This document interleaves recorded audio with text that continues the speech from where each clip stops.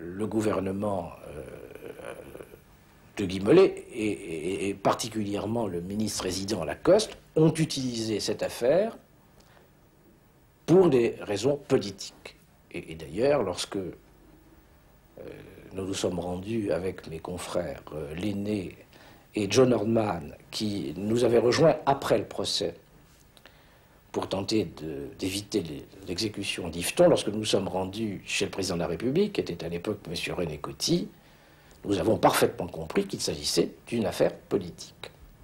M. Coty nous a dit que lorsqu'il était jeune officier pendant la guerre de 1914, à la suite des mutineries de 1917, et que des jeunes soldats étaient menés au peloton d'exécution, le général qui était là leur avait mis la main sur l'épaule en leur disant « Toi aussi, mon petit, tu meurs pour la France ».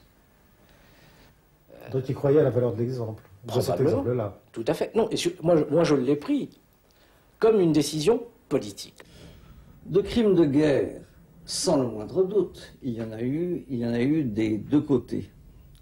De crimes contre l'humanité, d'après la définition de Nuremberg, certainement oui. Et là encore, il y en a eu des deux côtés, plus important d'une autre que du côté algérien, mais enfin il y a eu quand même Melouza, le massacre en 1957 de toute la population d'un village parce qu'il était MNA et qu'il ne faudrait pas oublier. Et ceci a été fait sur l'ordre d'un responsable algérien qui s'appelait Mohamedi Saïd.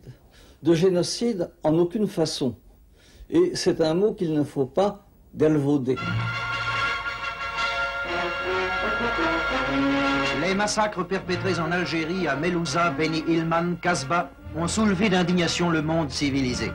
Dans les ruines des villages, les 300 cadavres trouvés atrocement mutilés ont suscité l'horreur d'un geste sauvage que rien ne saurait justifier.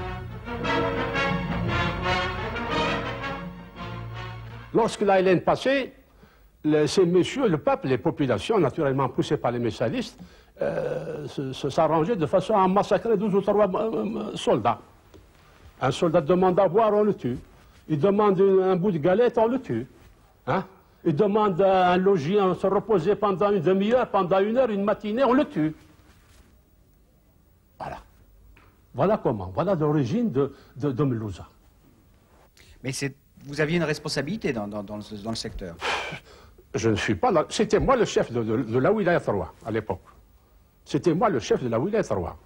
Naturellement, je n'ai jamais dit pourquoi. Je ne dirai jamais. Oh, je savais déjà ça, depuis bien avant. Ça a commencé vers 1950-55, on tuait les journaux de la Hélène. Chaque fois qu'un soldat passait là-bas, on le tuait. On a tué des officiers. Depuis 55, 56, 57, pendant 3 années, on faisait que massacrer les soldats de la Hélène. Il fallait en finir.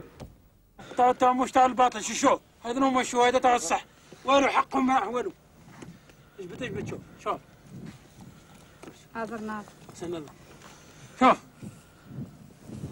الله الله يرضي الله شوف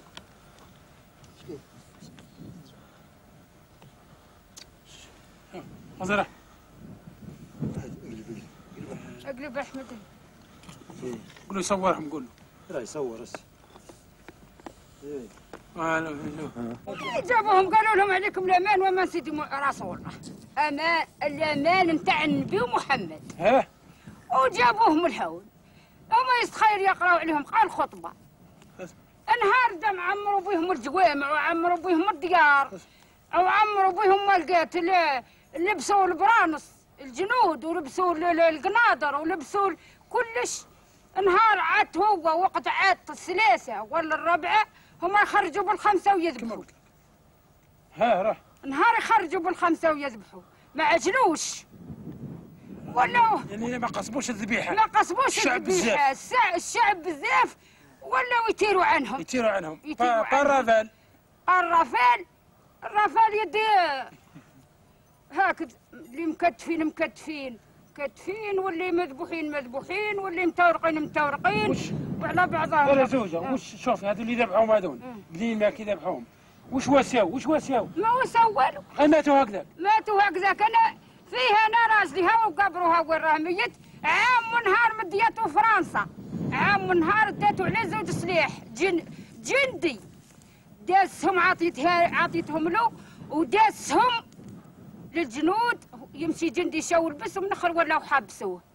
ونهار جات البيعه لفرنسا بعتهم جابتهم لهون لهذا الملعب، حرقتهم بالتريسيتي والطياره من فوق، قروا جاونا العسكر تاع النصارى.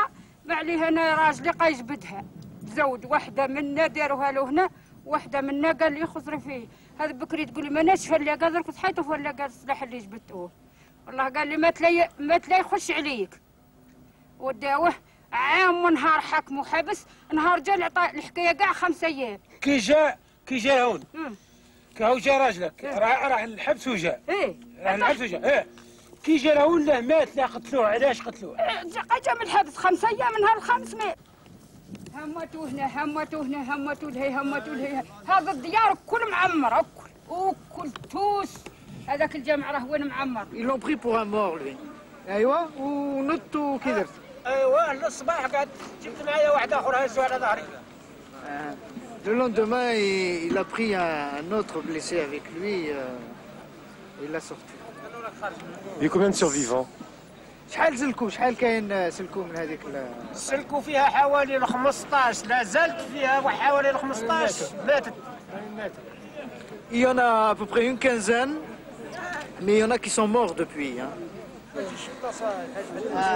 هو مضروب منهم في هذيك نعم منا لهنا مضروب لنا خارجه منها بالخدمه.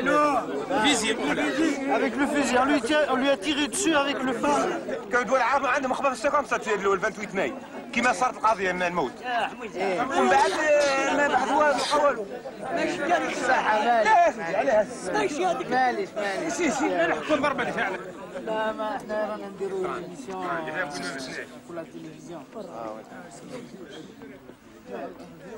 هي تاع التاريخ تاع التراث. وهذه تاع اللي جبت شوف. واش نشوف واش كاين؟ شوفوا المقبره اللي راه موجوده. C'était des traîtres. C'était réellement des traîtres. Ils voulaient laisser l'Algérie à la France. Pendant qu'une autre partie de l'Algérie combattait pour leur liberté à eux, leur indépendance et leur dignité.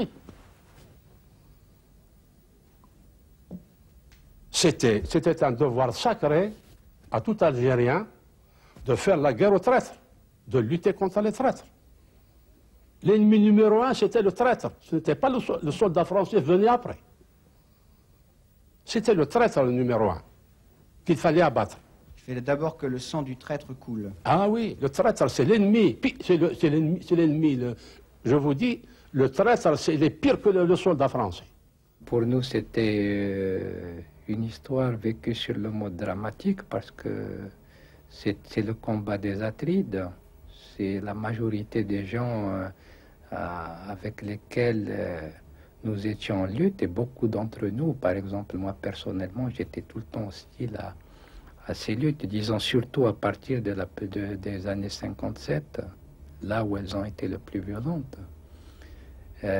C'était pour nous dramatique parce que les gens qui tombaient, c'était nos amis, nous les connaissions, nous avions milité ensemble, nous connaissions leurs familles souvent. Et ce n'était pas une chose extrêmement simple. Et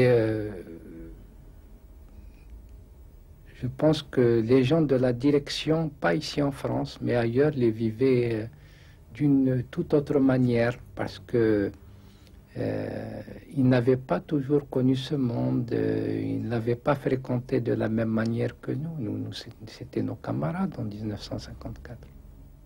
Il ne faut pas dire tout est blanc d'un côté et tout est noir de l'autre. Hein. C'est clair que ce que faisait le FLN n'était pas brillant. Et d'ailleurs, ce qu'ils ont fait, par exemple, après la guerre, aux harkis qui sont restés en Algérie, c'est des choses affreuses.